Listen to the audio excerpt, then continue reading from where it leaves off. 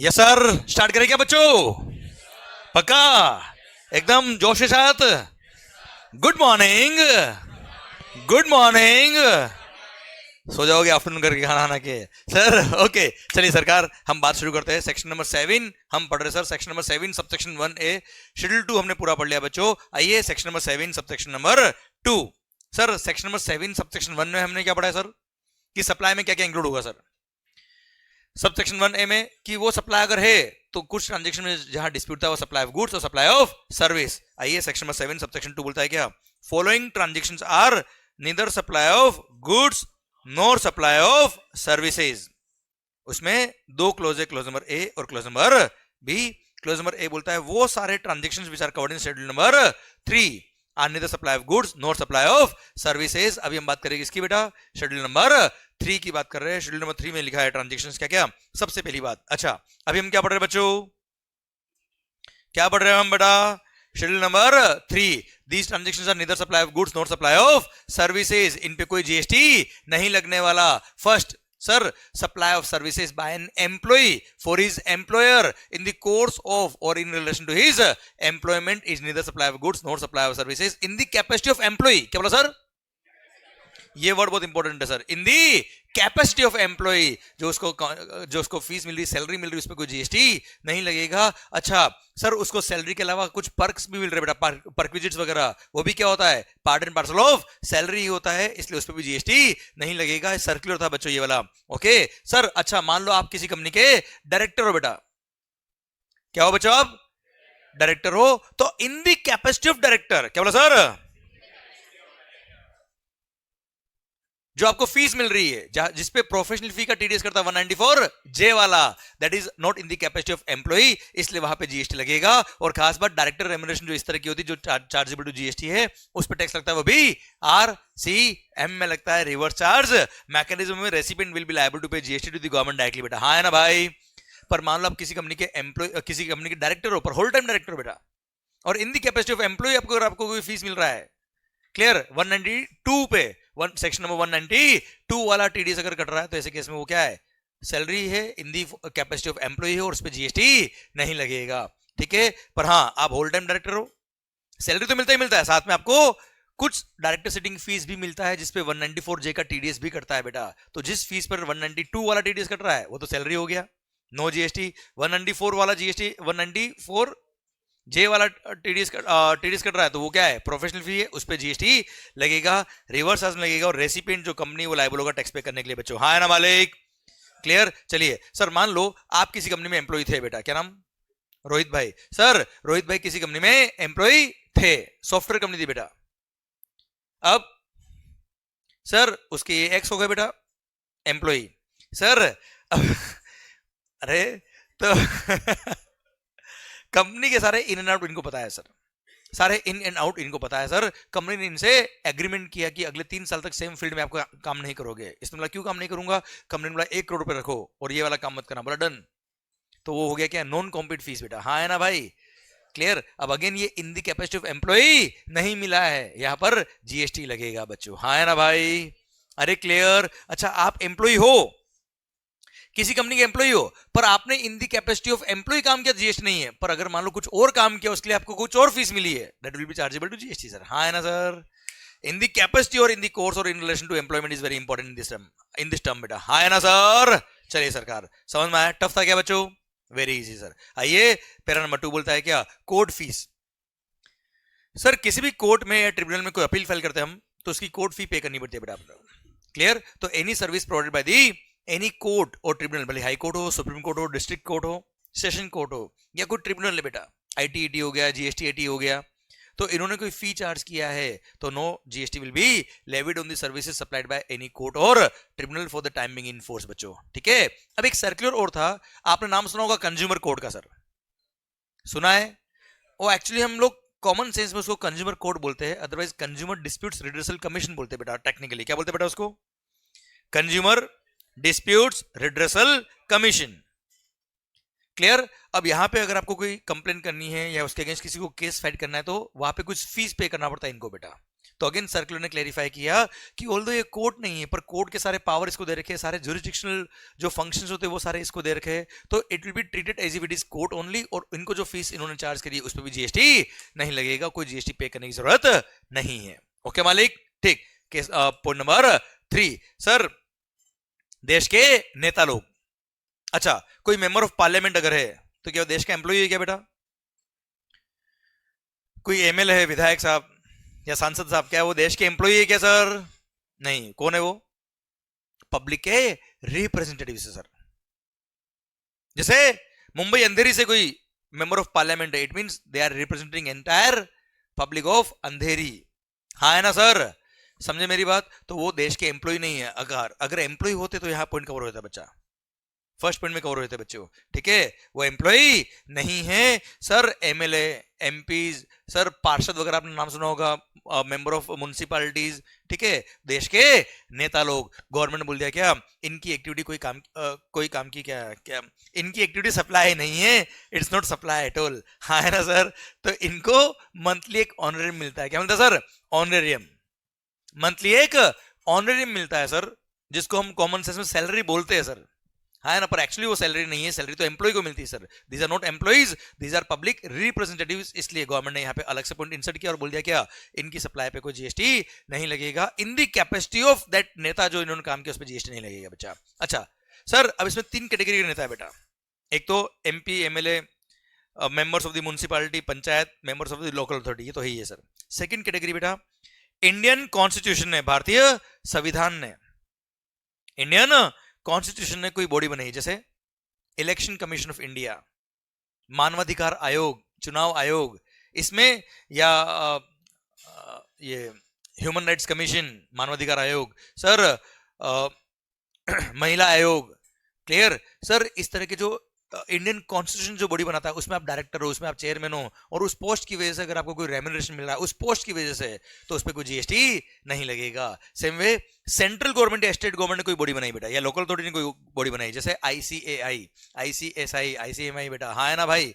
Sir अपने जो institute है इसमें अगर आपने कोई पोस्ट होल्ड करी as a director, as a member, as a chairman, as a central council member, as regional council member, और उस पोस्ट की वजह से अगर आपको कोई रेम्यूनरेशन मिला है, देन उस रेम्यूनरेशन पे भी कोई जीएसटी नहीं लगेगा, उस पोस्ट की वजह से बच्चों। अब जैसे मान लो कोई सेंट्रल काउंसिल मेंबर है अपने इंस्टीट्यूट के, और वो प्रैक्टिसिंग सीए भी है सर, तो प्रैक्टिस की वजह से जो उनको फीस मिल रही है, किसी कंपनी की ऑडिट करी है क्या, वो उस पर भी जीएसटी नहीं लगेगा क्या?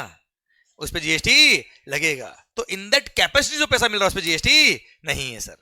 क्लियर? पक्का? डन। ये है देश के नेता लोग, इनको जो रेम्यूनरेशन मिल रहा है that is neither supply of goods nor supply of service, क्योंकि वो सैलरी के स्कोप में नहीं आ रहा था, इसलिए अलग से पॉइंट इंसर्ट किया इसको। ओके, पॉइंट नंबर 4 सर, अंतिम सेवा। किसी को अगर आपने भेज दिया बेटा उस पर कोई जीएसटी नहीं लगता। हाँ है ना? Clear sir? अब जो जा रहा है उसे क्या जीएसटी लेंगे बेटा? Clear? Services of funeral, burial, crematorium or mortuary services including transportation of the deceased, तो जीएसटी नहीं लगता। जैसे सर शमशान वाले ने कोई चार्ज लिया है बेटा, फ्यूनरल का चार्ज लिया, आजकल इलेक्ट्रीफाइंग जो होता है बेटा उसके चार्जेस लगते हैं बच्चा, उस पर कोई जीएसटी नहीं लगता, including transportation of the deceased. Clear? Deceased का ट्रांसपोर्टेशन मतलब फॉर एग्जांपल एम्बुलेंस में क्या पहले ले जाते हैं बाद में, मतलब आप समझना, पहले वाला एग्जेम्प्ट है और बाद वाला सप्लाई नहीं है। गुड सर, बिल्कुल सही बोला आपने सर। देना transportation of the deceased, disease के ट्रांसपोर्टेशन के लिए मान लो कोई भी व्हीकल यूज किया, जरूरी नहीं एम्बुलेंस हो सर वो। क्लियर? भले वो फ्लाइट से ले गए या किसी भी ले गए सर आपने, तो उस पर जीएसटी नहीं लगेगा। Clear? And sir at the same time ध्यान देना बेटा, एम्बुलेंस सर्विसेज, एम्बुलेंस में जो पेशेंट को ले जाते हैं वो लाते हैं बेटा, clear? That is also exempt under GST. हाँ है ना भाई? ध्यान देना बेटा, उसको मेगा एग्जेम्प्शन लिस्ट में पढ़ेंगे हम बेटा, ठीक है? ध्यान देना, ओला उबर पे जीएसटी लगता है, एम्बुलेंस पे जीएसटी नहीं लगता। यू कैन प्लान अकॉर्डिंगली बेटा। सर या तो क्लियर है सर आपको? ओके, तो sir transportation of the deceased पे कोई जीएसटी नहीं लगेगा, ठीक है? Then sale of land and sale of building, एक minute, sale of land and sale of building is neither supply of goods nor supply of services except 70 flats, except 70 flats. कौन से बेटा? वो याद है 70 फ्लैट्स बुक हो गए थे आलिया भट्ट वाले बेटा, हाँ है ना भाई, बिफोर सीसी वाले, यस, उस पे जीएसटी लगेगा सर, उसको छोड़ दो, बाकी सारे फ्लैट पे जीएसटी नहीं लगेगा। सेल ऑफ लैंड इसलिए यह लिखा है क्या, subject to para number 5 clause number B of schedule number 2 बेटा, ठीक है, इनको छोड़ दीजिए, बाकी सारे। सेल ऑफ बिल्डिंग पे neither supply of goods nor supply of service, sale of land is also neither supply of goods nor supply of service, ठीक है मालिक। अच्छा, रेंटिंग ऑफ इमूवेबल प्रॉपर्टी हुआ तो बेटा, renting of immovable property supply of service है, ठीक है, तो मैंने जस्ट एक समरी के लिए दिया है बेटा आपको, ठीक है सर, ओके। अच्छा, अब एक और सर्कुलर था, वो भी तुम्हें समझाता हूं, कोई खास बात नहीं बेटा। मान लो मैंने कोई लैंड परचेज करी बेटा, क्या परचेज करी मालिक, जमीन कभी देखी बेटा आपने, हवा में उड़ा बेटा, ओके सर तो लैंड मैंने परचेज करी, वो एकदम रॉ लैंड थी बेटा, एकदम अनइवन लैंड थी, खड्डे हो रहे थे कहीं पे, तो हमने क्या किया पता है, एकदम लैंड का डेवलपमेंट करा दिया, शानदार वाला उसका लेवलिंग करा दिया, एकदम जेसीबी घुमा दी उसके अंदर, कचरा वचरा बिल्कुल साफ हो गया, लेवलिंग करा दी, उसमें ड्रेनेज लाइन डलवा दी, शानदार, मतलब दुल्हन की तरह सजा दिया सर लैंड को हमने, क्लियर। अब सर पहले लैंड एकदम जंगल जैसी लगती थी, अभी कोई लैंड परचेज करना है ना तो लोग क्या डेवलप्ड लैंड है, शानदार लैंड है सर, तो मैंने क्या किया, 1 CR में लैंड परचेज किया, 1 CR में मैंने लैंड परचेज किया, उसको थोड़ा सा एकदम डेवलप करा दिया, मस्त करा दिया, एकदम सुंदर दिखने लगी लैंड, और उसको मैंने 2 CR में बेच दी। अब बताओ मैंने 2 CR में क्या बेचा बेटा, डेवलप्ड लैंड, पर है तो क्या अल्टीमेटली लैंड है या नहीं है, आवाज नहीं आ रही हुई, है तो लैंड ना यार, क्लियर, डेवलप्ड हो या अनडेवलप्ड हो, है तो लैंड, तो सेल ऑफ लैंड करने पे कोई जीएसटी नहीं लगता। तो इस सर्कुलर ने क्लेरिफाई किया कि अगर हमने डेवलप्ड लैंड बेची तो भी लैंड बेची साहब, और sale of land is neither supply of goods nor supply of services. हाँ, वो लैंड को डेवलप कराने के लिए मैंने आप कॉन्ट्रैक्टर से सर्विसेज ली थी बेटा, आपकी जेसीबी थी, आपने जेसीबी से रन करा के बिल्कुल साफ कराया उसको लैंड को, आपने ड्रेनेज वाला काम किया, अब आपने मेरे से 2 लाख रुपए लिए, आपने 3 लाख लिए, आपने 5 लाख रुपए लिए, तो आपने जो सर्विसेज मेरे को दी है that is supply of service, उस पर जीएसटी लग जाएगा बच्चों। पर डेवलप कराने के बाद जब लैंड बेची that is again sale of land, neither supply of goods nor supply of service. कोई खास बात, टफ बात नहीं। आइए sir, actionable claims. Sir actionable claims का transaction is neither supply of goods nor supply of services other than specified actionable claims. अरे जुआ खेलते हो ना बेटा, नहीं खेला बेटा, खेला ना बेटा, उस पर जीएसटी लगेगा बेटा, हाँ है ना, 28 देखो, पता है बेटा लोगों को सर 28% जीएसटी, फिर भी जीएसटी फिर भी जुआ खेलना है लोगों को। तो sir other than specified actionable claims, sir सारे एक्शनेबल क्लेम को बाहर कर दिया। अब स्पेसिफाइड एक्शनेबल क्लेम में क्या क्या आता है बेटा, ड्रीम 11 पे टीम बनाया आपने कभी बेटा, बनाया, उस पर जीएसटी लगा होगा, देखा आपने बेटा, यस, इसको बोलते प्रैक्टिकल अप्रोच बेटा, आप भी बेटा सर स्पेसिफाइड एक्शनेबल क्लेम्स में क्या क्या आता है बच्चों, मतलब सारे actionable claims are out of GST except specified actionable claims. अब स्पेसिफाइड एक्शनेबल क्लेम में क्या क्या आता है, betting, gambling, lottery, online money gaming, online gaming, casinos, horse racing बेटा, ये ना कहां पर ये देखो बेटा, ये सब सटर ये बाहर आ रहे हैं दिस इज टैलेंट बाहर आ रहा है, अभी तो फर्स्ट डे बेटा sir, Mahalaxmi race course, okay. तो specified actionable claims means actionable claims involved in or by way of betting, casinos, gambling, horse racing, lottery or online money gaming, हाँ है ना, ये सब स्पेसिफाइड एक्शनेबल क्लेम है, इन पे GST लगता है। Further rate of tax is 28%, हाँ है ना भाई, जुआ खेला तो जीएसटी लगेगा, ओके। अब सर मेरा पॉइंट ये आता है कि इन स्पेसिफाइड एक्शनेबल क्लेम पे जीएसटी लगाया सर, अग्रीड, क्लियर सर, जंगली रमी पे आओ ना महाराज, लग गया जीएसटी बेटा, ठीक है, ड्रीम 11 पे टीम बनाया, लग गया जीएसटी बेटा आपने, ओके। अच्छा सट्टा लगाया, उसमें जीत गए बेटा, तो विनिंग अमाउंट जो होता है that is not supply at all, that is not supply at all. आपने जो 1 लाख रुपए लगाया है उस पे जीएसटी लगेगा 28% बेटा, हाँ है ना भाई, ठीक है। अब उसमें जीत गए 10 लाख रुपए, 10 लाख पे कोई जीएसटी वाली बात आती नहीं, क्योंकि वो कोई कंसिडरेशन नहीं, कोई फीस नहीं मिली बेटा आपको, ओके। अच्छा एक बात और, लॉटरी खेला, लॉटरी टिकट अपने जैसे ये स्टेशन के बाहर भी है ना, क्या नाम है उसका यार, राजश्री लॉटरी बेटा, क्लियर ऐसे का भरोसा नहीं, लॉटरी में जरूर सर 10 रुपए का लॉटरी टिकट खरीदा, उस पर जीएसटी लगता है, अब लॉटरी खुल गई, उस पर कोई जीएसटी नहीं है सर। लॉटरी का जो जो लॉटरी बेचने वाला पर्सन है वो जीएसटी पे करेगा बच्चों। क्लियर? ठीक। अब यार ये स्पेसिफाइड एक्शनेबल क्लेम पे जीएसटी लगेगा, agreed. But other than specified actionable claim, sorry, specified actionable claim के अलावा दूसरे एक्शनेबल क्लेम क्या होते हैं जिन पे जीएसटी नहीं लगता? एक ट्रांजैक्शन का एग्जांपल मिले तो मजा आ जाए सर अपने को। जैसे इंश्योरेंस, क्या बोला आपने? इंश्योरेंस क्लेम हो गया जैसा, वो तो क्लेम मिल रहा है आपको, उस पर कोई जीएसटी नहीं लगेगा। मैं एक अच्छा एग्जांपल देता हूं बेटा, जहां पे कंसिडरेशन इन्वॉल्व होता है बच्चों। जैसे आपने लॉ के अंदर आई थिंक पढ़ा नहीं पढ़ा, ध्यान नहीं, सरफेसी एक्ट नाम का एक एक्ट होता है बेटा, securitisation and reconstruction of financial assets and enforcement of security interest act 2002। ये पूरा एक्ट नहीं बोला है, नाम बोला है सर।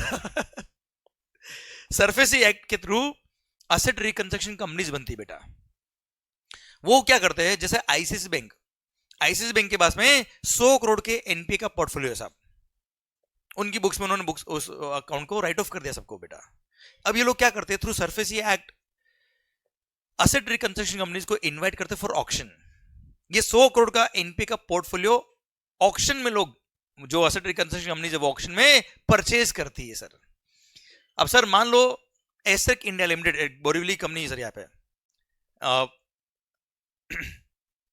पहले इधर बीकेसी में थी, अभी बोरीवली में सर, अब बॉम्बे की है सर। एसरेक इंडिया लिमिटेड, ये UTI mutual fund, ICICI bank और 3-4 फाइनेंशियल इंस्टीट्यूशन ने मिलकर इसको फ्लोट किया था कंपनी को सर। 2007-8 की बात है ये। अब साहब इस कंपनी ने क्या किया, एसरेक इंडिया लिमिटेड और इस तरह की बहुत सारी कंपनीज बनी हुई है, इन्होंने क्या किया, उस ऑक्शन में पार्टिसिपेट किया और 100 करोड़ के एनपीए को इस एसरेक इंडिया लिमिटेड ने मान लो 7 करोड़ में परचेज किया। कितने में परचेज किया बच्चा? 7 CR में। क्लियर? कितने का पोर्टफोलियो है? अब 100 करोड़ में 7 करोड़ में 100 करोड़ का पोर्टफोलियो खरीद लिया। अब 100 करोड़ में से कुछ भी रियलाइज नहीं हो तो भी एसरेक का, सारा रियलाइज हो जाए तो भी एसरेक का। ये बिजनेस है सर उनका, ठीक है। सारा राइट, अधिकार जो था रिकवरी करने का, सिक्योरिटीज पे इंटरेस्ट का, वो सारा ट्रांसफर हो गया किस पर? एसरेक इंडिया लिमिटेड पे। नाउ एसरेक इंडिया लिमिटेड ने क्या परचेज किया बच्चा? क्या परचेज किया? Loan account. हाँ है ना, आपने सुना होगा debtors, bills receivables, loan accounts are actionable claims. तो आईसीआईसीआई बैंक ने क्या बेचा है? एक्शनेबल क्लेम्स बेचे हैं। कितने में? तो actionable claims are neither supply of goods nor supply of service, उस पे कोई जीएसटी नहीं लगेगा। ये 7 करोड़ पे कोई जीएसटी नहीं लगेगा मालिक। यहां तक क्लियर? बस बेटिंग, गैम्बलिंग, लॉटरी, कैसीनोज वगैरह पे क्या लग जाएगा बच्चे? जीएसटी। क्लियर? ये जो मैंने एग्जांपल आपको दिया है मैंने यहाँ पे इलस्ट्रेशन फॉर्म में दे भी रखा है बेटा आपको।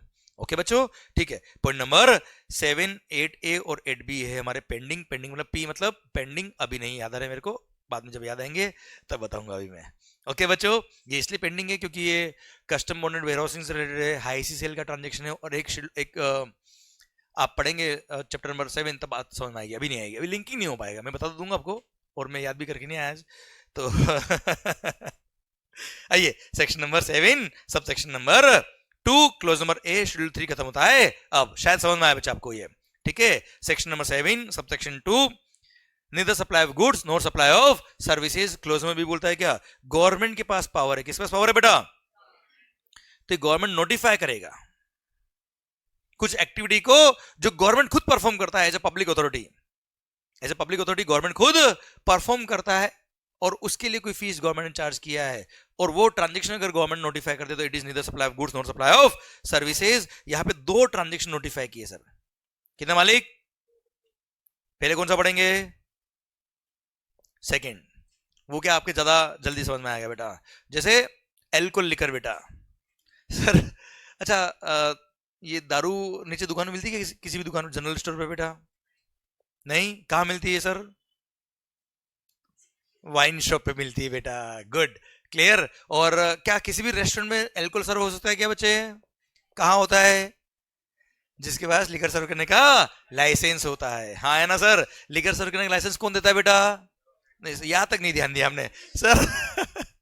स्टेट गवर्नमेंट के पास कंट्रोल होता है सर लिकर सर्व करने का लाइसेंस, या एल्कोहल लिकर की दुकान जो होती है ना बेटा, उसका अलॉटमेंट होता है लॉटरी के बेस पे बेटा। बहुत सारी एप्लीकेशन आती है, उसका अलॉटमेंट होता है सर, स्टेट गवर्नमेंट अलॉट करती है सर। ये उसके लिए एप्लीकेशन फी पे करना पड़ता है, लाइसेंस फी पे करना पड़ता है सर आपको, ठीक है। तो सर यहां बोल दिया क्या, वो जो लाइसेंस फी आप पे कर रहे हो, क्या पे कर रहे हो सर? किसको पे कर रहे हो? स्टेट गवर्नमेंट को। किसके लिए बेटा? एल्कोहल लिकर सर्व करने के लिए बेटा, ठीक है। तो एल्कोहल, ओनली एल्कोहल लिकर, किसी और लाइसेंस के लिए नहीं बोला है, ओनली एल्कोहल लिकर सर्व करने का जो लाइसेंस होता है उसकी लाइसेंस फी पे जीएसटी नहीं लगेगा, ऐसा बोल दिया है नोटिफिकेशन देखिए बेटा। आइए पढ़ number 1, article number 243W and article number 243G। W में लिखा है पंचायत के काम, किसके काम बेटा? नहीं, म्युनिसिपैलिटी काम। डब्ल्यू में लिखा है म्युनिसिपैलिटी काम और 243G में लिखा है क्या? पंचायत। करता ना बेटा पंचायती बेटा ब्रेक में, क्लियर है? तो सर आर्टिकल नंबर 243W या article number 243G of the Indian constitution में जो म्युनिसिपैलिटी इन पंचायती काम लिखे, वो काम अगर central government, state government, union territory या लोकल अथॉरिटी ने परफॉर्म किया एज अ पब्लिक अथॉरिटी, तो ऐसे केस में it is neither supply of goods not supply of service. ये नोटिफिकेशन दिया। एक एग्जांपल देके समझाऊंगा तो आपको समझ में आएगा बच्चों। अभी तो मैंने केवल पॉइंट बोला है। जैसे मुंबई को साफ सफाई करना है, मुंबई की साफ सफाई करनी sir, public health, sanitation conservancy, solid waste management, slum improvement, upgradation, ये सारे काम लिखे हैं आर्टिकल नंबर 240W में और जी में बेटा। आपको सब नाम याद नहीं करने सर, एग्जांपल के लिए मैंने आपको बताया बेटा। जैसे public health, sanitation conservancy, solid waste management, साफ सफाई का काम। जैसे Swachh Bharat mission, clean India mission, है ना बेटा, मोदी जी का सेंट्रल गवर्नमेंट। तो सर इसके थ्रू, अच्छा मुझे एक चीज बताओ पहले कि मुंबई को साफ रखने का काम किसका है बेटा? वैसे बीएमसी, म्युनिसिपैलिटी का सर। और जिसका जो काम अलॉट किया हुआ है उसके अकॉर्डिंग उनको फंड्स भी अलॉकेट होते हैं सर। भाई इंडियन कॉन्स्टिट्यूशन ने क्या किया है, सिस्टम बनाया हुआ है सर, ये काम इसका, ये काम इसका, ये काम इसका, ये काम इसका, उसके लिए इसको फंड इतने मिलेंगे, उसको फंड इतने मिलेंगे, इतने फंड में इसको मिलेंगे। तो उस अकॉर्डिंग म्युनिसिपैलिटी को फंड दिए गए बेटा। पर क्लीन इंडिया मिशन के थ्रू सेंट्रल गवर्नमेंट ने बोला नहीं मुंबई को साफ हम करेंगे, मोदी जी ने बोला मुंबई को साफ मैं कर दूंगा। हाँ है ना साहब? अब सर सेंट्रल गवर्नमेंट ने कॉन्ट्रैक्ट ले लिया किससे? म्युनिसिपैलिटी से, फॉर क्लीनिंग द मुंबई।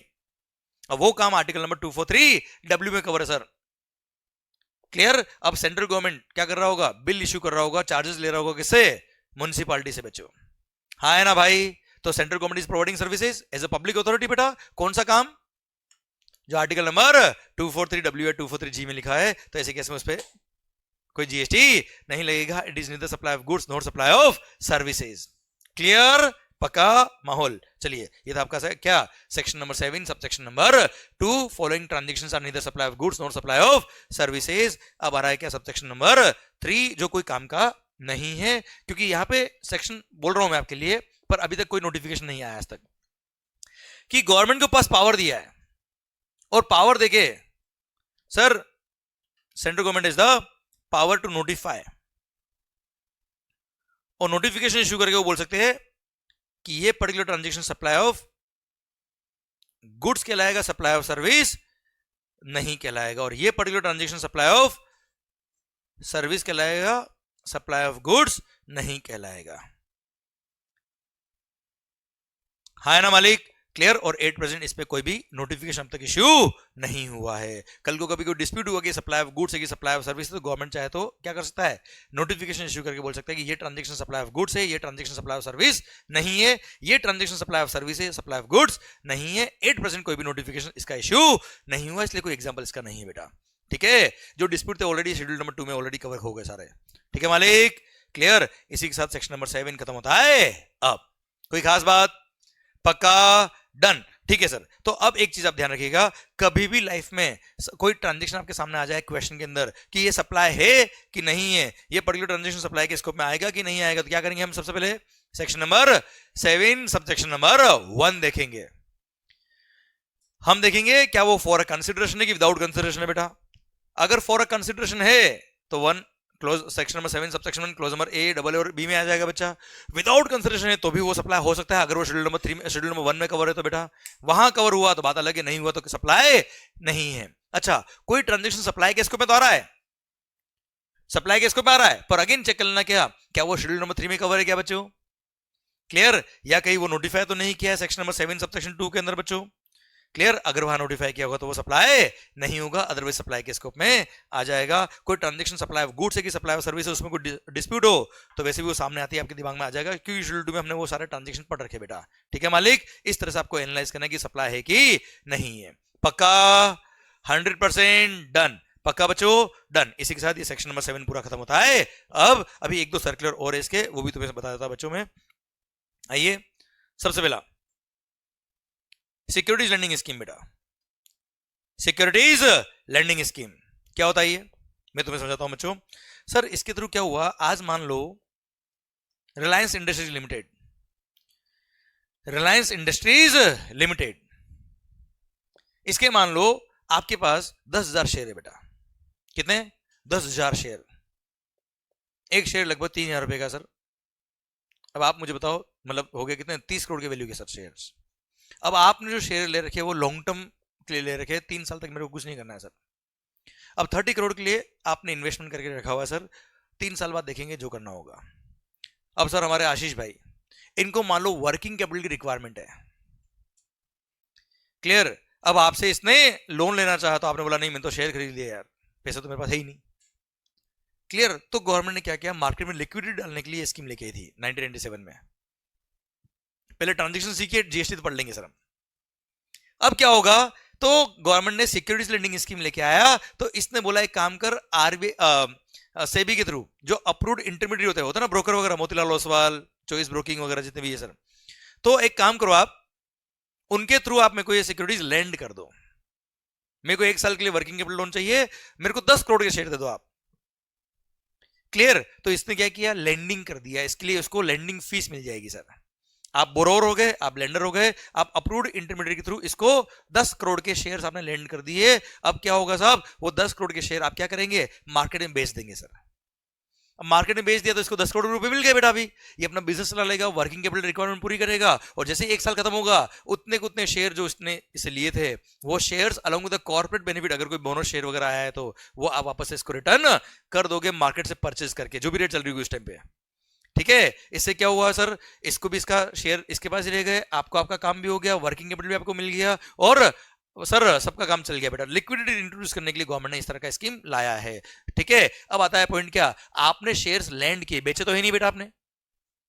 देखो securities are neither goods nor services, पर आपने शेयर बेचे नहीं, आपने क्या किया, लैंड किया है, लैंडिंग फीस आपने चार्ज करी होगी। तो यहां सर्कुलर ने बोला क्या, yes yes yes that landing fees supply of service, और उस पर जीएसटी लगेगा, पर खास बात रिवर्स चार्ज मैकेनिज्म में लगेगा, और हमारे भाई जो रेसिपिएंट है बोरोर, वो टैक्स पे करेंगे to the government directly reverse charge mechanism में, और वो भी आईजीएसटी। क्या पे करेंगे सर, ये आईजीएसटी पे करेंगे रिवर्स चार्ज मैकेनिज्म में बेटा। और अप्रूव्ड इंटरमीडिएट जो था बीच में बेटा, ब्रोकर, उसने जो अपनी कमीशन चार्ज किया होगा, ब्रोकरेज चार्ज किया होगा, उस पर भी जीएसटी लगेगा। वो तो नॉर्मल फॉरवर्ड चार्ज मैकेनिज्म में वो खुद टैक्स पे करेगा सर। कोई खास बात?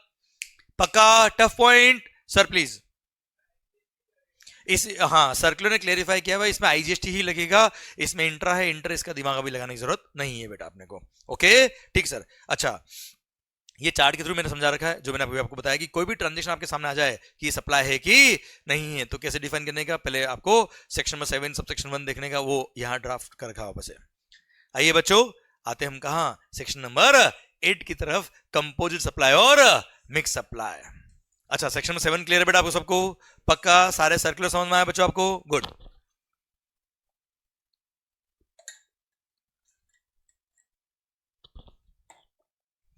कंपोजिट सप्लाई और मिक्स सप्लाई।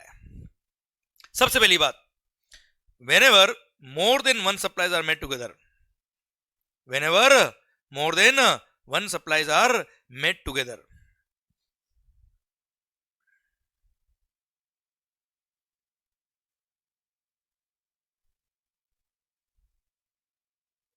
उसको बोलते हैं कॉमन सेंस में क्या, बंडल्ड सप्लाई। क्या बोलते हैं मालिक? Bundled supply.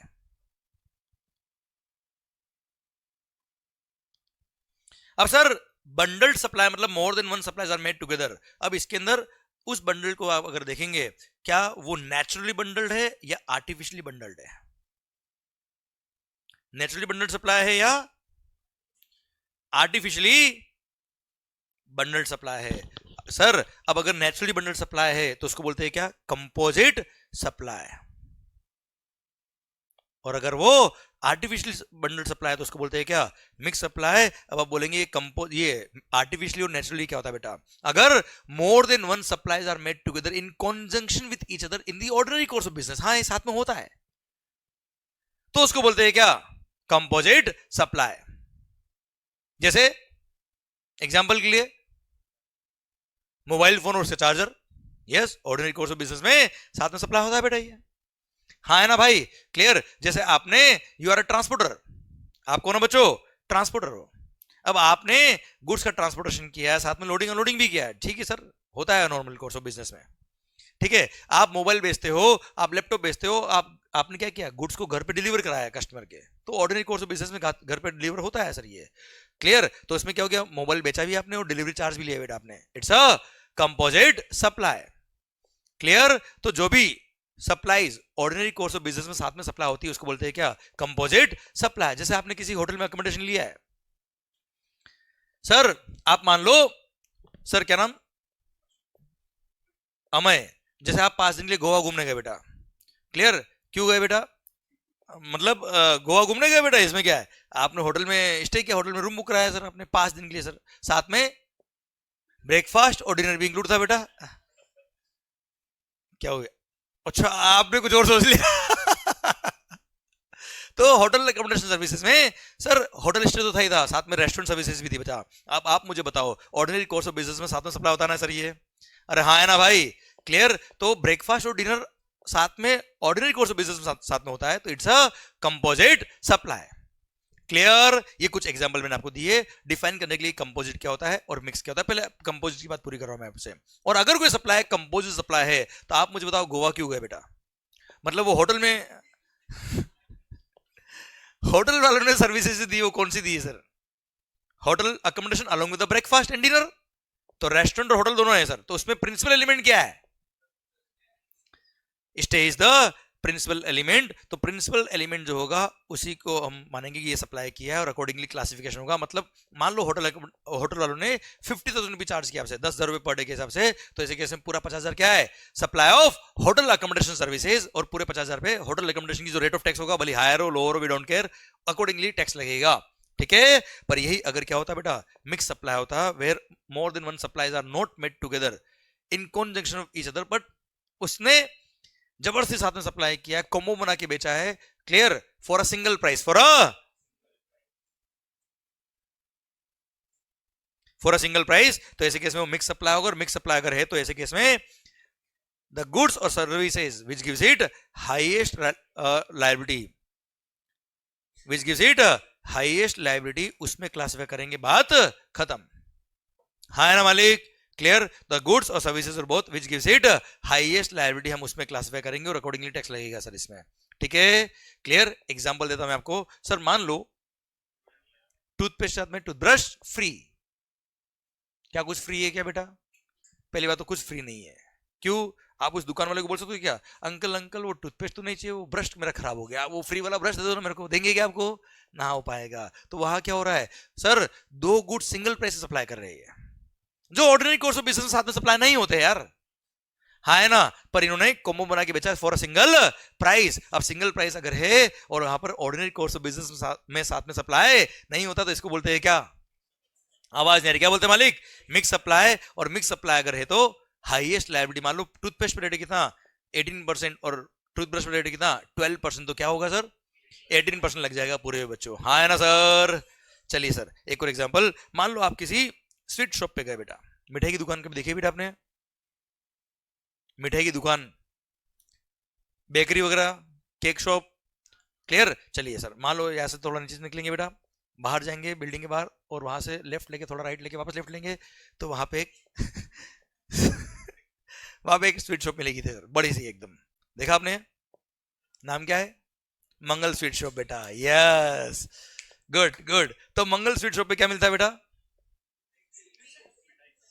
स्वीट्स मिलती बेटा, वेरी गुड, क्लियर। सर मिठाई मिलती बेटा, बेटा मिठाई ही नहीं मिलती, नमकीन भी मिलता है, बिस्किट्स भी मिलते हैं, चॉकलेट्स भी मिलती है, ड्राई फ्रूट भी मिलते हैं बेटा, हाँ है ना, क्लियर। अब हमने क्या किया है सर, एक कॉम्बो पैक बनाया हुआ सर, होता ना गिफ्टिंग के लिए दीपावली के टाइम पे या कोई फेस्टिवल उस टाइम पे होता ना सर, हमने एक गिफ्ट पैक बनाया है बेटा, उसमें कुछ ड्राई फ्रूट्स है, कुछ चॉकलेट्स है, कुछ नमकीन है, कुछ मिठाई है, और इस तरह का हमने एक पैक बना रखा है 2,000 रुपए का बेटा, ठीक है। अब आप मुझे बताओ क्या ऑर्डिनरी कोर्स ऑफ बिजनेस में साथ में सप्लाई होता है ये, नहीं, तो it is a mix supply. Mix supply अगर है तो अब मान लो इसमें मैक्सिमम कंपोनेंट जो है वो ऐसी गुड्स है इस पे 5% रेट है पर केवल 2 चॉकलेट है उसके अंदर, और चॉकलेट रेट मान लो कितना है 28%, बताओ क्या होगा, बात खत्म।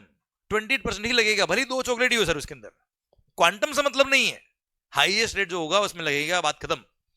क्लियर, समझे मेरी बात? तो आप हमेशा ये प्लानिंग कर सकते हो कि कौन से कॉम्बो बनाने, कौन से कॉम्बो नहीं बनाने हैं, अगर आपको टैक्स प्लानिंग करनी है तो, ठीक है, वरना मिक्स सप्लाई हुआ तो हाईएस्ट रेट ही लगने वाला है उस केस में। ओके मालिक, क्लियर, डन। तो ये था क्या, कुछ एग्जांपल किसके, कंपोजिट और मिक्स सप्लाई के। आई होप समझ में आया बच्चा आपको, ठीक है। चलो एक क्वेश्चन पूछ लीजिए आपसे, अगर समझ में आ गया तो बेटा, आ गया समझ में पक्के से? दिल थाम के जवाब देना सर, जल्दबाजी में नहीं बेटा। मान लो आप किसी इलेक्ट्रॉनिक शॉप पे गए बेटा, गोरेगांव में थी बेटा गड़ा इलेक्ट्रॉनिक्स बेटा। सर गड़ा इलेक्ट्रॉनिक्स बेटा बचपन से देखते देखते बड़े हो गए बेटा हम, ठीक है, पर जेठालाल वैसा वैसा ही बेटा। सर मान लो वहां से आपने एक टीवी परचेज किया, परचेज कर रहे हो मतलब आप शोरूम पे गए, एक टीवी, एक वॉशिंग मशीन, एक फ्रीज, एक एसी और एक माइक्रोवेव ओवन बेटा। आपने प्राइस पूछा गड़ा से, क्या नाम है उसका, जेठालाल से। सर किसी का प्राइस 50,000 था, किसी का 70,000 था, किसी का 12,000 था, किसी का 18,000 था, जो भी था सर, सब मिला के था कितना बेटा, जो भी अलग अलग प्राइस था रेस्पेक्ट उसने बताया बेटा। अब उसने बिल बनाया है, ध्यान से सुनना क्योंकि सावधानी दुर्घटना घटी।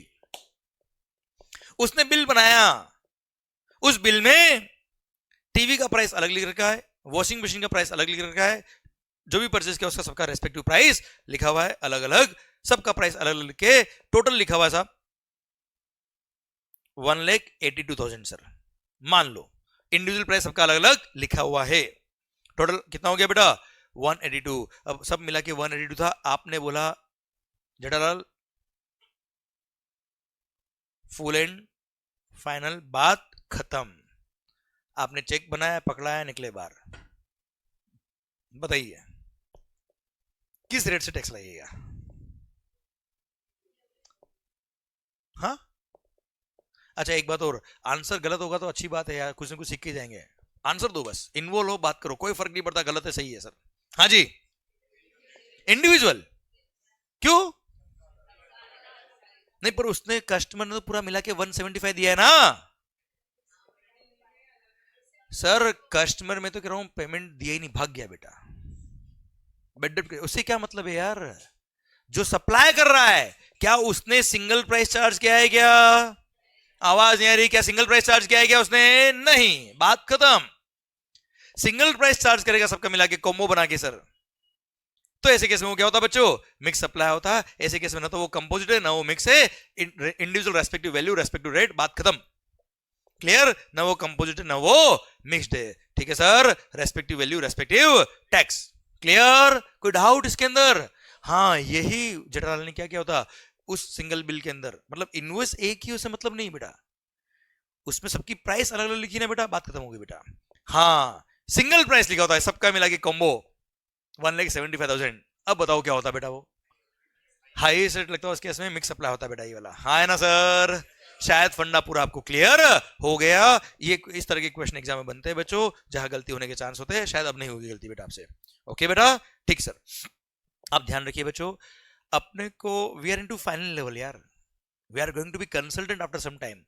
तो इंस्टीट्यूट भी क्या करता है, वो आपका दिमाग, प्रेजेंस ऑफ माइंड चेक करता है सर, ठीक है। तो आपको ये ध्यान रखना है कि लॉ के अंदर क्या लिखा है, एप्लीकेशन बेस्ड आपका क्वेश्चन होना चाहिए हमेशा, एप्लीकेशन बेस्ड आपकी पढ़ाई भी होनी चाहिए बच्चों। ओके, अरे क्लियर है सर? ये हो गया क्या, सेक्शन नंबर 8 खत्म। आइए अब इसके रिगार्डिंग जितने भी सर्कुलर है वो भी बात कर लेते हैं बच्चों, ठीक है। ये था कंपोजिट और मिक्स सप्लाई, शायद बात समझ में आ गई। अच्छा कौन सा सप्लाई कंपोजिट है और कौन सा supply mix supply, depends on case to case. अच्छा कौन सा सप्लाई कंपोजिट है, अगर कंपोजिट डिफाइन हो गया, अब कंपोजिट के बाद भी कौन सा एलिमेंट प्रिंसिपल एलिमेंट है, कि कंपोजिट सप्लाई में क्या होता है बेटा, प्रिंसिपल एलिमेंट में क्लासिफाई करते हैं। तो कौन सा एलिमेंट प्रिंसिपल सप्लाई है, again it depends on case to case, ठीक है। There is no single jacket formula which can define कि ये कंपोजिट है या ये मिक्स है या ये इसमें प्रिंसिपल एलिमेंट ये होगा। It depends on transaction to transaction, it depends on business to business. Clear मालिक?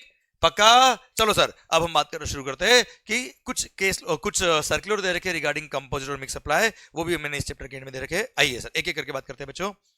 आइए बच्चों, जीटीए फर्स्ट सर्कुलर हम देखते हैं बच्चों। सर इसके अंदर एक्चुअली जो इससे पहले सर्कुलर था यहाँ पर, उसमें कुछ कंफ्यूजन था, that clarification was not perfect, इसलिए डिपार्टमेंट ने इस बार सर्कुलर को सर वापस इश्यू किया है और नया सर्कुलर दिया जीटीए के लिए which is overriding over the last circular. आइए बच्चों हम बात करते हैं, मस्त पॉइंट है सर, और हाँ एग्जामिनेशन के लिए इंपॉर्टेंट भी हो सकता है क्योंकि ये इसमें अच्छा सर्कुलर इशू हुआ है इंडस्ट्री के लिए बेटा। सर आइए, जीटीए गुड्स ट्रांसपोर्ट एजेंसी, इसमें बोलता है क्या, अच्छा ट्रांसपोर्टर क्या करता है, जीटीए गुड्स ट्रांसपोर्ट एजेंसी क्या करता है, अरे भाई गुड्स का ट्रांसपोर्ट करता है। अब गुड्स का जो ट्रांसपोर्ट करता है साथ में वो क्या करता है, लोडिंग अनलोडिंग का काम भी करता है, पैकिंग अनपैकिंग का काम भी करते हैं कुछ लोग। क्लियर? तो सर अगर जीटीए ने along with the transportation of the goods साथ में उसने loading unloading of the goods, packing and packing of the goods का काम भी किया है, तो सर नेचुरली ये ऑर्डिनरी कोर्स ऑफ बिजनेस में साथ में सप्लाई होता है। तो these are composite supply, these are naturally bundled supply, इसलिए कंपोजिट सप्लाई के स्कोप में जाएगा। और वहां प्रिंसिपल एलिमेंट क्या है, पैकिंग अनलोडिंग लोडिंग नहीं sir, the principal element is transportation of the goods और entire activity will be classified under the heading of transportation of the goods. तो ये जो एंसिलरी और इंसिडेंटल एक्टिविटी है regarding loading unloading, packing unpacking etcetera, all these will be clubbed together in the transport of goods services और accordingly GST लगेगा। और हाँ भले ही ट्रांसपोर्टर ने दो सेपरेट बिल लिख दिए, मतलब उसने क्या किया, ट्रांसपोर्टेशन ऑफ गुड्स का बिल अलग लिख दिया और sir packing unpacking loading unloading का बिल अलग लिख दिया। अरे बिल अलग लिखने से या एक ही बिल के अंदर दो अलग अलग चार्जेस लिख दिए, अगर अलग अलग चार्ज लिखने से या बिल में सर दो सेपरेट बिल इश्यू करने से अगर ये टैक्स बचता या टैक्स में कुछ प्लस माइनस हो पाता तो हर कोई ये कर लेता। इसीलिए तो ये प्रोविजंस आए हैं कि सर ये सर्कुलर आया और बोल दिया क्या कि जीटीए केस में इन्होंने भले ही सर ये जो एंसिलरी और इंसिडेंटल सर्विसेज थी, कौन सी sir, loading unloading packing unpacking transshipment, transshipment मतलब एक ट्रक से दूसरे ट्रक में शिफ्ट करना, टेम्पररी वेयरहाउसिंग ड्यूरिंग ट्रांसपोर्टेशन, कुछ दिन के लिए इन्होंने अपने पास ही वेयरहाउस कर लिया गुड्स को as per the request of the consignee. Clear? तो it will be treated as composite supply of transport of goods and method of invoicing used by GTAs will not generally alter the nature of the composite supply of services। nature of transportation, nature of invoicing क्या मतलब नहीं है, मतलब मैंने bracket में समझाया आपको, charges for such ancillary और incidental services are charged separately whether in the same invoice or separate invoice, it will not alter the nature of the composite supply of services and will be treated as composite supply of transport of goods service और transport of goods में ही classify करेंगे इसको। Clear? Done? हाँ वो बात अलग होती कि मैंने ट्रांसपोर्ट का कॉन्ट्रैक्ट दिया एबीसी ट्रांसपोर्टर्स को और लोडिंग अनलोडिंग पैकिंग का कॉन्ट्रैक्ट दिया पीक्यूआर प्राइवेट लिमिटेड को।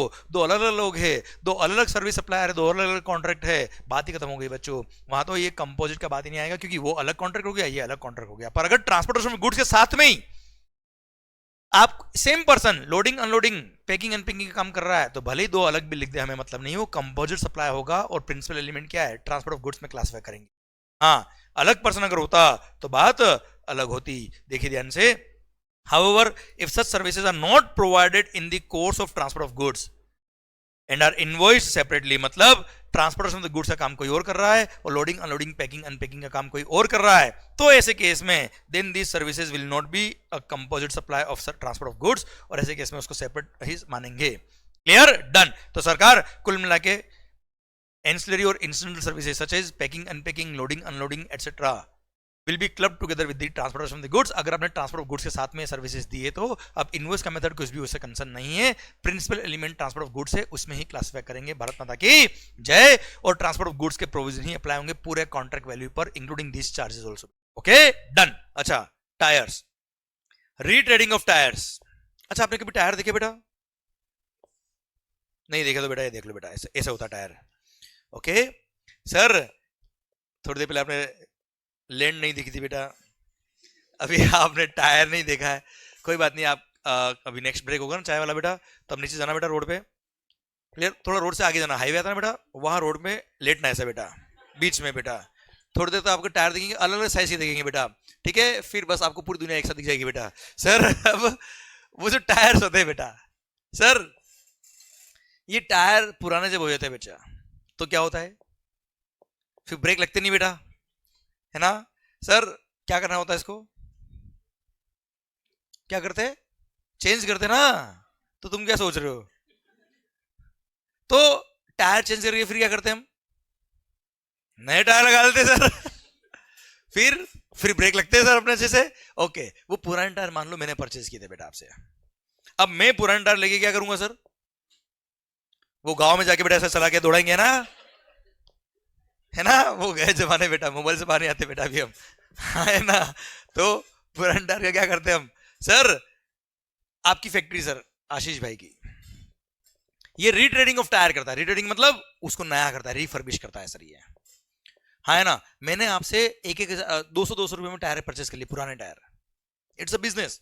अब मैंने आपको दिया वो पुराना टायर, मैंने आपको दिया, आप क्या करेंगे, उस पर रबर कोटिंग करेंगे, पूरा रबर भी लगता है, वायरिंग भी लगती है उसके अंदर, फिर आपको थ्रेडिंग भी देनी पड़ती है ताकि ग्रिप लगे बेटा उसकी, वरना ब्रेक कैसे लगेगा, ग्रिपिंग होती है तभी तो ब्रेक लगता है बेटा उसका, ठीक है। ये सारा काम आप करेंगे और आपने मेरे से पर टायर 2000 रुपए चार्ज किया, पर टायर इन्होंने कितना चार्ज किया बेटा मेरे से। अब इस 2000 में इनका रबर जो लगा उस पर, जो मटेरियल लगा इसके अंदर, वायरिंग वगैरह जो भी लगते हैं बेटा, वो सब भी आपका, और सर जो बनाने का चार्जेस है वो भी आपका बेटा। बताइए ऑर्डिनरी कोर्स ऑफ बिजनेस में साथ में सप्लाई होता है कि नहीं होता बच्चा, ये ऐसा तो नहीं होगा ना रबर में लाके दूंगा तो तू रबर लगा दे, रबर भी आपका होगा, मटेरियल सारे आपके होंगे और लेबर भी आपकी होगी बेटा। It's a composite supply. 2000 rupees जो आपने चार्ज किए, ये क्या है, कंपोजिट सप्लाई। अब इसमें प्रिंसिपल एलिमेंट क्या है, sale of rubber, retreading of tyres, supply of service is more essential. तो प्रिंसिपल एलिमेंट क्या हो गया, सप्लाई ऑफ सर्विस, और अकॉर्डिंगली टैक्स लगेगा सप्लाई ऑफ सर्विस के अकॉर्डिंग बेटा, हाँ है ना मालिक, ठीक। अब इसने 2000 रुपए मेरे से चार्ज किए, 200 रुपए का टायर मैंने आपसे परचेज किया, मेरे लिए कॉस्टिंग कितनी हुई 2200, फिर कुछ मिसलिनियस कॉस्ट मान लो मेरी 2500 सब मिला के मेरा कॉस्टिंग आया। अब मैंने टायर को बेच दिया कितने में, 4000 में। सर कितने में बच्चों, 4000 में मैंने क्या बेचा है, तो वो क्या होगा, sale of goods, that is supply of goods. Sale of retreaded tyres is sale of goods, supply of goods. कोई खास बात, ठीक सर। आइए bus body building, bus body building मतलब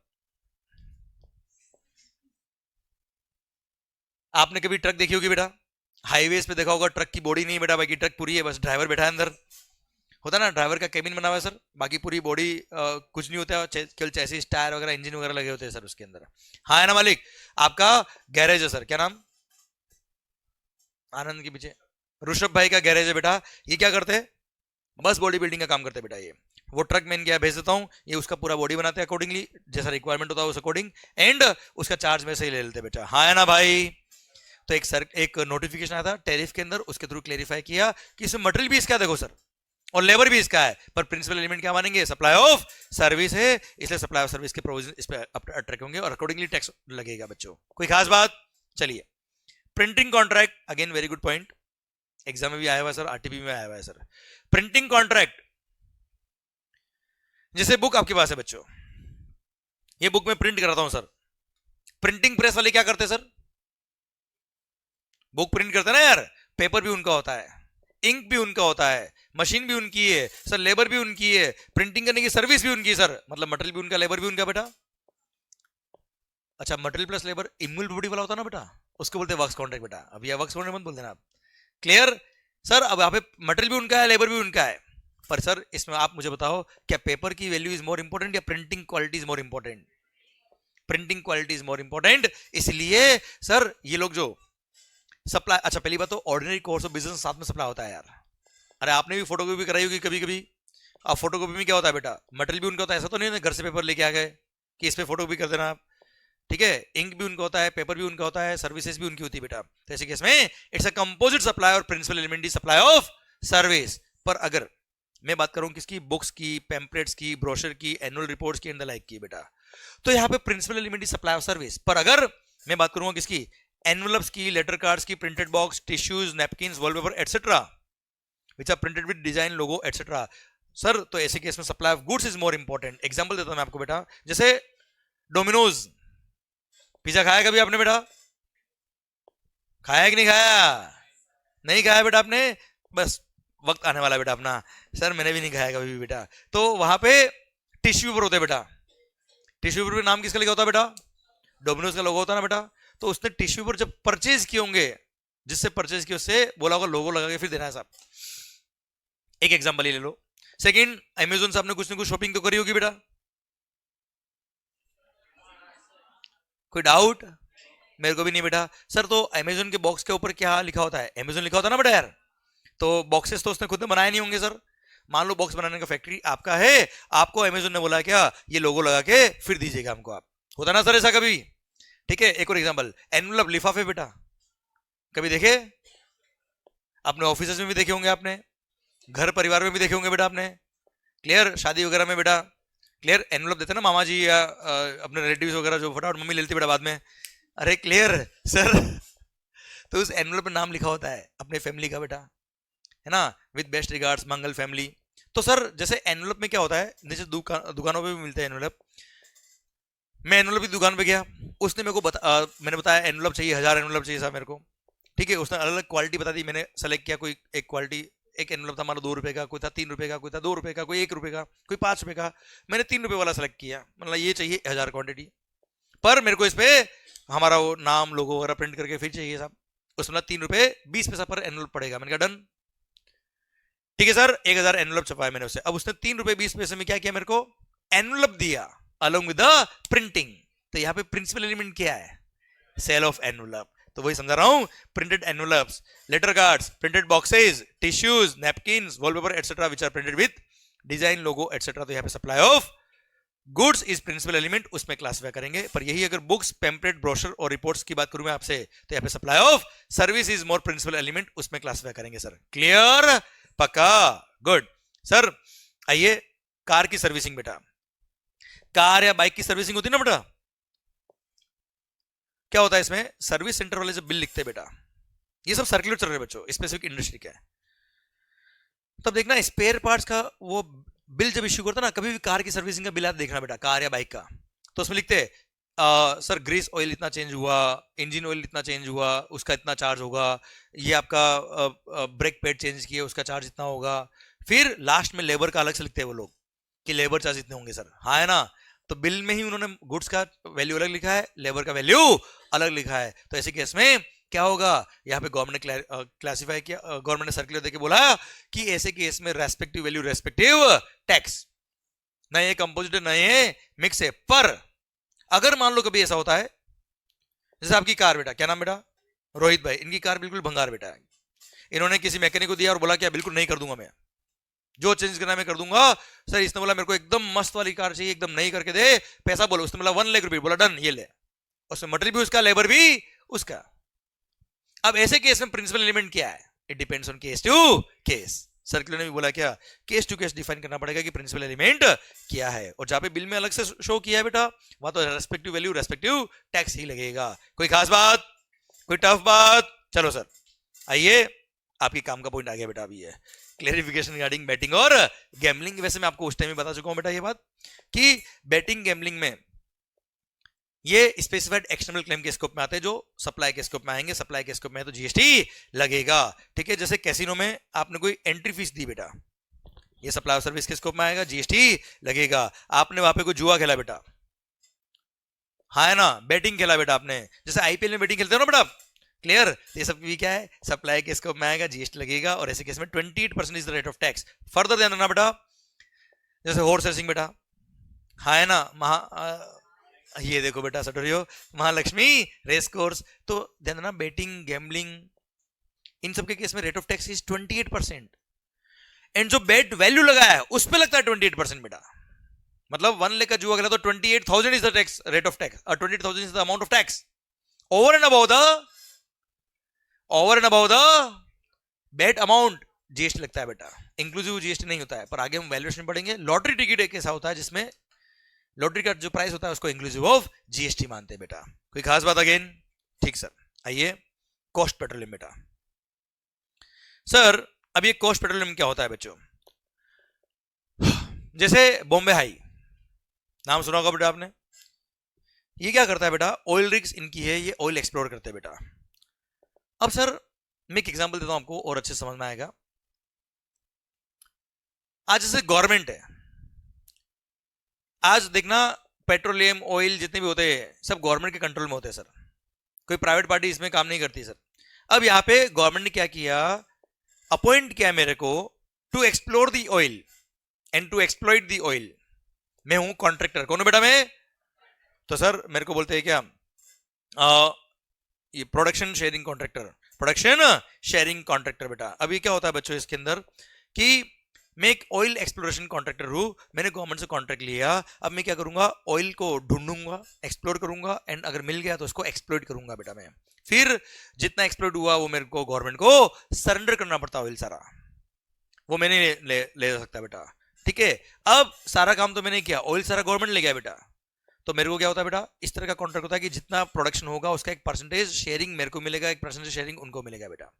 तो गवर्नमेंट को जो मैं शेयरिंग दे रहा हूं, क्लियर, ऑयल जो दे रहा हूं बेटा मैं, अब मेरी कॉस्ट तो लग गई पूरी ऑयल निकालने में बेचो, और सारा ऑयल मैंने सरेंडर कर दिया गवर्नमेंट को बेटा, तो मेरे को क्या मिला, तो जितनी कॉस्ट मेरी इंकर हुई है वो कॉस्ट प्लस मेरा प्रॉफिट मार्जिन गवर्नमेंट मेरे को शेयरिंग के बेस पे देता है बेटा पैसा, हाँ है ना। तो उसको बोलते हैं क्या, कॉस्ट पेट्रोलियम, क्या बोलते हैं सर उसको, सो दैट मेरी कॉस्ट रिकवरी हो जाए, उस ऑयल को एक्सप्लोर करने की जो कॉस्ट आई वो। अब पॉइंट आता है क्या, क्या उस कॉस्ट पे जीएसटी लगेगा, तो यहां पे गवर्नमेंट ने क्लैरिफाई करके बोला जीएसटी नहीं लगेगा, क्योंकि I am not providing services to government, मैं एक इंडिपेंडेंट कॉन्ट्रैक्टर हूं, मेरे को कोई गवर्नमेंट से कॉन्ट्रैक्ट नहीं मिला कि यहां से ऑयल निकाल के ले और ऑयल निकाल के दे और इसके लिए इतना चार्ज ले लेना। सर मैं एक इंडिपेंडेंट कॉन्ट्रैक्टर हूं, मैं एक बिजनेसमैन हूं, मैं कोई सर्विसेज गवर्नमेंट को प्रोवाइड नहीं कर रहा हूं, मैं इंडिपेंडेंटली ऑयल एक्सप्लोर कर रहा हूं after taking rights from the government, government से राइट्स लेने के बाद मैं खुद ऑयल एक्सप्लोर कर रहा हूं।